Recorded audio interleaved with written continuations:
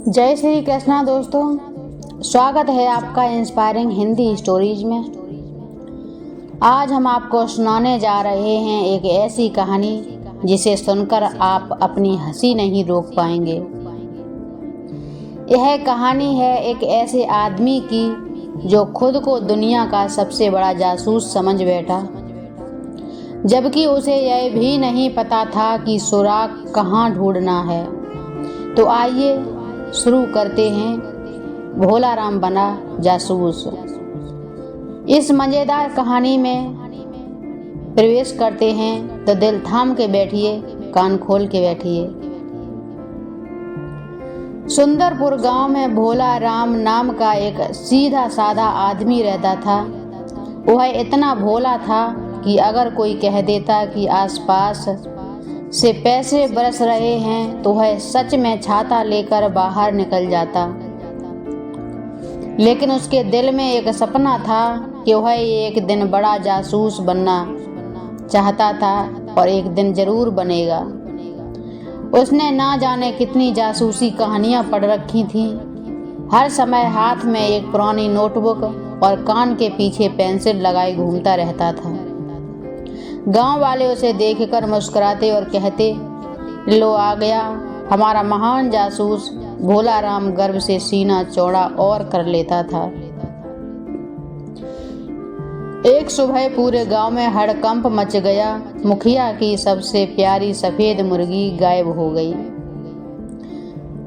मुखिया चिल्ला रहे थे, जिसने मेरी मुर्गी ढूंढ दी उसे 100 रुपये इनाम मिलेगा। बस इतना सुनते ही भोला राम उछल पड़ा। अब आया असली मौका। वह दौड़ता हुआ मुखिया के पास पहुंचा।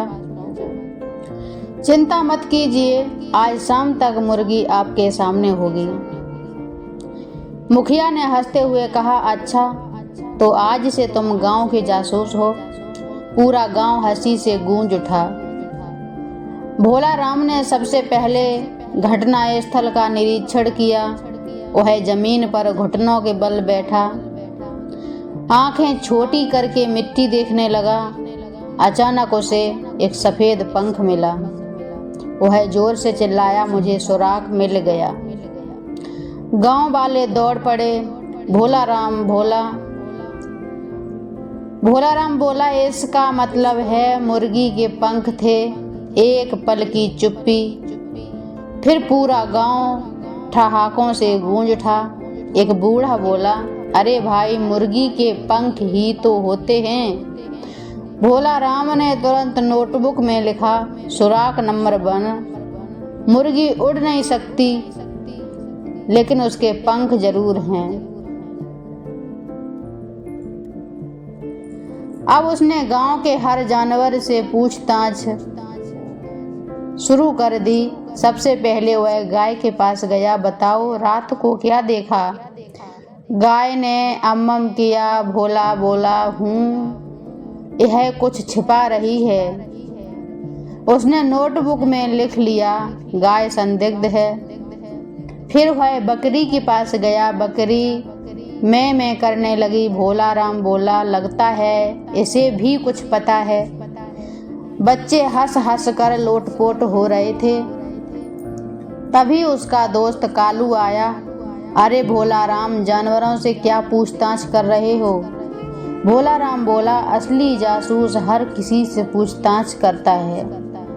कालू बोला, तो पेड़ पौधों से भी पूछताछ कर लो। भोला राम सचमुच पेड़ के पास गया और बोला कि तुमने कुछ देखा?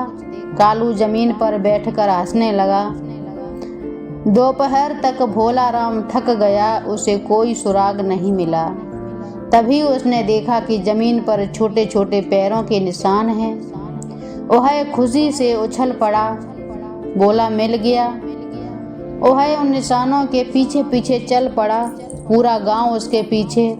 निशान खेत तक गए, फिर तालाब तक, फिर वापस गांव। आखिर में सब एक छोटे बच्चे के घर पहुंचे। भोला राम ने दरवाजा खटखटाया। बच्चा बाहर आया। भोला राम ने गंभीर आवाज में पूछा, सच सच बताओ, मुर्गी कहाँ छिपाई है?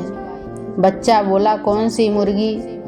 तभी उसकी माँ बाहर आई। अरे ये तो मेरे बेटे के चप्पलों के निशान हैं। पूरा गांव फिर हंस पड़ा। भोला राम ने शर्माते हुए नोटबुक बंद कर ली।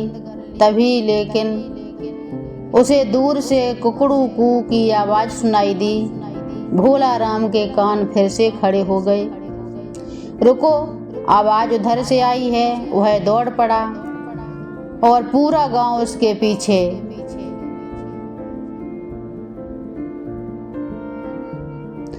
मुखिया की सबसे प्यारी सफ़ेद मुर्गी गायब हो गई थी। पूरे गांव ने भोला राम को जासूस बना दिया। भोला राम ने गाय, बकरी, पेड़ पौधे, बच्चे की चप्पलों के निशानों से भी पूछताछ कर डाली, पर पूरा गांव हंस हंस कर लोटपोट हो रहा था। जब उसे कुकड़ू को आवाज़ सुनाई दी तो भोला राम ने अपना सीना चौड़ा किया और बोला, कोई मेरे पीछे मत आना, यह बहुत खतरनाक मामला है। लेकिन पूरा गांव उसके पीछे पीछे चल पड़ा। आवाज़ गांव के बाहर पुराने खलिहान से आ रही थी। भोला राम धीरे धीरे दबे पांव आगे बढ़ा। उसने एक पुरानी टोकरी उठाई, फिर एक बोरी हटाई। अचानक अंदर से एक बिल्ली कूदकर बाहर निकली। म्याऊं। भोला राम इतना डर गया कि पीछे की तरफ छलांग लगा दी और सीधे भूसे के ढेर में जा गिरा। पूरा गांव जोर जोर से हंसने लगा। कालू बोला, बाहर है जासूस, चोर नहीं मिला लेकिन भूसा जरूर पकड़ लिया। भोला राम उठा, अपने कपड़े झाड़े और गंभीर चेहरा बनाकर बोला, यह सब मेरी योजना का हिस्सा था। गांव वाले फिर हंस पड़े। उसी समय फिर से आवाज़ आई, कुकड़ू कू। इस बार आवाज़ बिल्कुल पास से आई। भोला राम ने धीरे धीरे आगे बढ़कर एक कोना देखा और उसकी आंखें चमक उठी। मिल गई। सब लोग दौड़ पड़े, लेकिन जो उन्होंने देखा उसे देखकर सभी हैरान रह गए। मुखिया की सफ़ेद मुर्गी आराम से बैठी थी और उसके नीचे 5 छोटे छोटे अंडे थे। मुर्गी किसी ने चुराई ही नहीं थी, वह शांति से अंडे देने के लिए छिपकर बैठ गई थी। मुखिया ने माथा पकड़ लिया। अरे मैं तो बेकार पूरे गांव को परेशान कर बैठा। कालू ने मुस्कुराकर कहा, और हमारा महान जासूस तो गाय और बकरी से पूछताछ करता रहा। सब फिर हंसी से लोटपोट हो गए। भोला राम ने तुरंत अपनी नोटबुक निकाली और लिखा, महत्वपूर्ण खोज। जब मुर्गी अंडे देती है तो उसे अकेले रहना पसंद होता है। कालू ने पूछा, यह बात किसने बताई? भोला राम बोला, अभी अभी मुर्गी ने अपनी आंखों से इशारा किया। यह सुनकर बच्चों की हंसी नहीं रुकी। मुखिया अपनी मुर्गी को लेकर घर जाने लगे। तभी भोला राम बोला, रुकिए। मुखिया चौंके, अब क्या हुआ? भोला राम ने गंभीर होकर कहा, मेरी जासूसी फीस। मुखिया मुस्कुराए, अरे तुमने तो मुर्गी ढूंढ ही ली।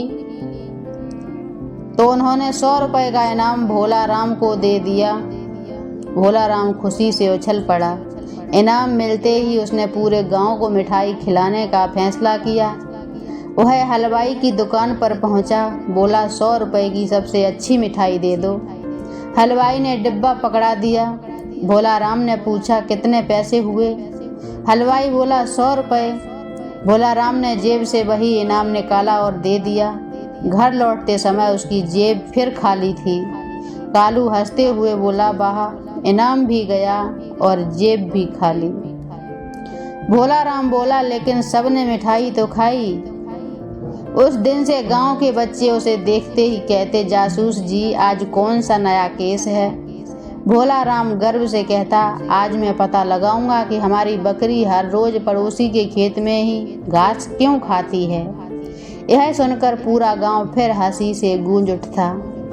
कुछ महीनों बाद पास के गांव से सचमुच चोरी हो गई थी। लोग मजाक में बोले, भोला राम को बुलाओ। भोला राम पूरी तैयारी के साथ पहुंचा। इस बार उसने सबसे पहले क्या किया? सीधे चोर के पैरों के निशान देखे लोग हैरान रह गए। फिर उसने पड़ोसियों से पूछताछ की। आखिरकार असली चोर पकड़ा गया। कालू ने आश्चर्य से पूछा, अरे इस बार तो सच में जासूसी कर ली? भोलाराम मुस्कुराया, पिछली बार गांव हंसा था, इस बार मैंने उससे सीख ली। उस दिन गांव के बुजुर्ग ने कहा, जिस इंसान में अपनी गलती से सीखने की आदत हो वही एक दिन सफल बनता है।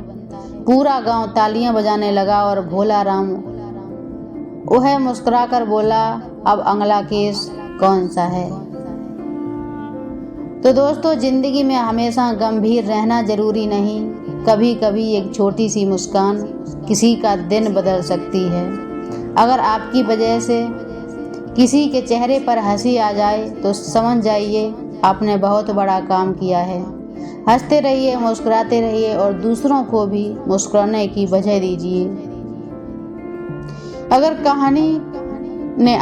अगर यह कहानी आपको पसंद आई हो तो वीडियो को लाइक करें, अपने दोस्तों के साथ शेयर करें और इंस्पायरिंग हिंदी स्टोरीज को सब्सक्राइब करना ना भूलें। फिर मिलेंगे एक नई कहानी के साथ, तब तक के लिए धन्यवाद।